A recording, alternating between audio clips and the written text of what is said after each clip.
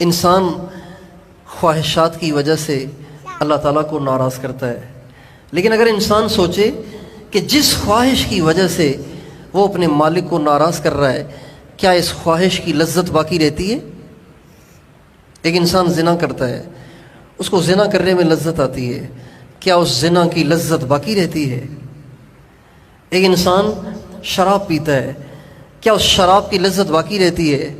ایک انسان کسی دوسرے کی بیٹی کو دیکھتا ہے، ایک غیر محرم خوبصورت حسین جمیل چہرے کو دیکھتا ہے، کیا جب وہ دیکھ رہا ہوتا ہے اور دیکھنے کے بعد نظر ہٹا لیتا ہے، کیا نظر ہٹانے کے بعد بھی وہ لذت باقی رہتی ہے؟ کیا جب وہ حرام کھا رہا ہے حلال کھائے گا، اپنی تنخواہ پہ گزارا کرے گا تو گھر میں دال پکے گی اور گھر میں سبزی پکے گی اور گھر میں رات کی روٹی کو ناشتے میں استعمال کرنا پڑے گا، پراٹھا نہیں پکے گا، انڈا نہیں بنے گا، مکھن نہیں آئے گا، جیم اور جیلی نہیں آئے گی اور شہد اور بریڈ نہیں آئے گا، اور اگر حلال پہ گزارا اگر حرام لائے گا تو یہ ساری چیزیں گھر میں آ سکتی ہیں۔ تو جب وہ جیم کھا رہا ہوتا ہے، جب وہ جیلی کھا رہا ہوتا ہے، جب وہ کریم کھا رہا ہوتا ہے، جب وہ انڈے کھا رہا ہوتا ہے، کئی قسم کے انڈے کھا رہا ہوتا ہے اور دیسی گھی میں پکی ہوئی روٹی اور پراٹھا کھا رہا ہوتا ہے، کیا اس کی لذت پھر باقی رہتی ہے؟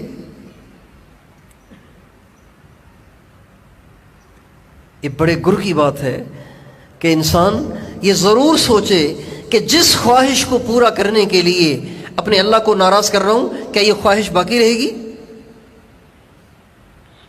لمحوں کی لذت ہوتی ہے، منٹوں کی لذت ہوتی ہے، سیکنڈوں کی لذت ہوتی ہے، اور کھانے کی لذت تو ایسی ہے کہ جب تک لقمہ منہ کے اندر ہے لذت ہے، اندر چلا گیا تو سوکھی اور روکھی دونوں برابر ہے۔ پراٹھا اور روکھی، پراٹھا اور پتیری، یہ دونوں برابر ہیں۔ جب انسان بدکاری کرتا ہے کتنی دیر وہ لذت پاتا ہے؟ جب انسان اوروں پہ تبصرے کرتا ہے، اوروں پہ تنقید کرتا ہے، اوروں کی غیبتیں کرتا ہے، اوروں کے عیوب کو اچھالتا ہے، کتنی دیر اس کا مزہ محسوس ہوتا ہے؟ جب انسان اوروں کے بارے میں اپنے تجزیے پیش کرتا ہے نا، اوروں کے بارے میں اپنی رائے قائم کرتا ہے، اوروں کے کیڑے اوروں کو نکال کے سناتا ہے تو بہت مزہ آتا ہے۔ فلاں ایسا ہے، فلاں ایسا ہے، فلاں ایسا ہے۔ خاص طور پہ آج کل تو علماء کے کیڑے نکالنے کا بڑا ایک رواج چل پڑا ہے، اہل اللہ کے کیڑے نکالنے کا ایک بڑا رواج چل پڑا ہے، داڑھی والوں کے کیڑے نکالنے کا ایک بڑا رواج چل پڑا ہے، نمازیوں، تبلیغیوں،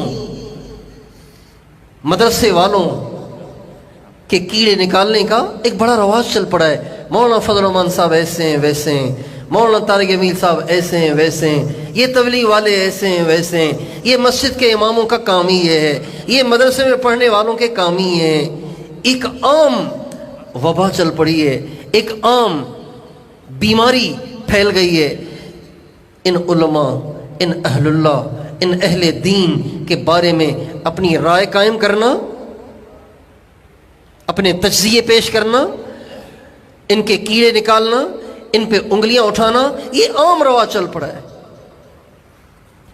اور یہ ایسی بیماری ہے کہ دینداروں میں بھی آ گئی ہے۔ ایک دفعہ ہم اللہ کے راستے میں چل رہے تھے، ہمارے ساتھ بیٹھے ہوئے وہ تھے جن کے کئی سفر ہوئے تھے، تبلیغ کے کئی سفر ہوئے تھے، دسترخوان پہ بیٹھے ہوئے، اور جو انہوں نے برسنا شروع کیا ایک عالم دین پر کہ جانتے ہم اسے، قریب سے دیکھا ہے ہم نے اسے، کوئی مسئلہ نہیں ہے، کرسی کا چکر ہے، سیاسی آدمی ہیں، یہ ہیں اور وہ ہیں، یہ انہوں نے تجزیے پیش کرنا شروع کیے۔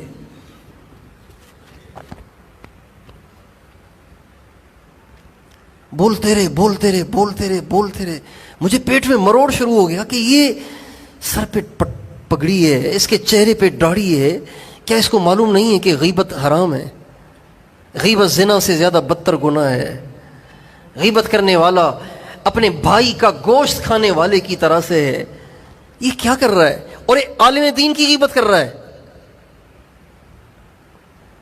ہمارے نبی کا ارشاد ہے من زار عالما فکأنما زارنی، جس نے کسی عالم کو دیکھا اس نے مجھے دیکھا. من صلی خلف عالم تقی فکأنما صلی خلف نبی، جس نے کسی متقی عالم کے پیچھے نماز پڑھی یوں سمجھو گویا میرے پیچھے نماز پڑھی، گویا نبی کے پیچھے نماز پڑھی، میرے نہیں، گویا کسی نبی کے پیچھے نماز پڑھی. علامہ جلال الدین سیوطی رحمۃ اللہ علیہ نے ایک کتاب لکھی ہے، پتلی سی ہے، چھوٹی سی ہے، اس میں ایک حدیث نقل کی ہے. حدیث کی حیثیت کیا ہے مجھے نہیں پتا اس کا. علامہ جلال الدین سیوطی کے نام سے وہ ہم نے کتاب پڑھی تھی آج سے کوئی 30 سال پہلے، تو اس میں جو حدیث میں نے پڑھی تھی وہ مجھے اب تک یاد ہے، میں آپ کو سنا دیتا ہوں. باقی علماء سے تحقیق کریں کہ ضعیف ہے یا موضوع ہے یا صحیح ہے، یہ تو علماء، بڑے علماء بتائیں گے.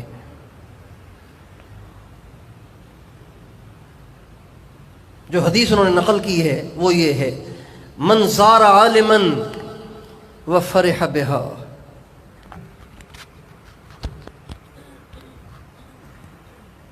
من زار عالما وفرح بها،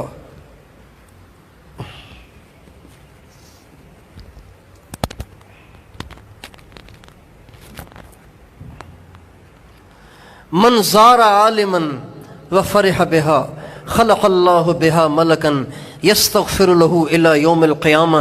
جو کسی عالم کو دیکھے گا اور عالم کو دیکھ کے خوش ہوا، اللہ تعالیٰ اس کے دیکھ کر خوش ہونے کی برکت سے ایک فرشتہ پیدا کر دیتا ہے جو قیامت تک دیکھنے والے کے لیے استغفار کرے گا.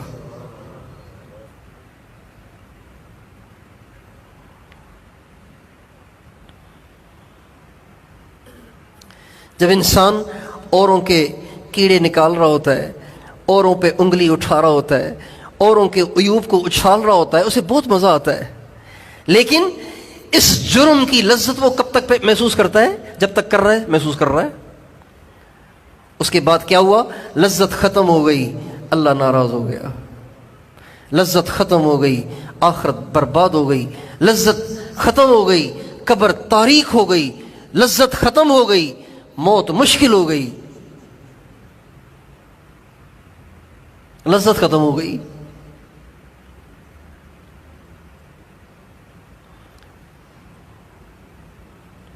اس لیے خواہشات کا راستہ ہلاکت کا راستہ ہے، ناکامی کا راستہ ہے، پریشانیوں کا راستہ ہے، دنیا اور آخرت کی بربادی کا راستہ ہے.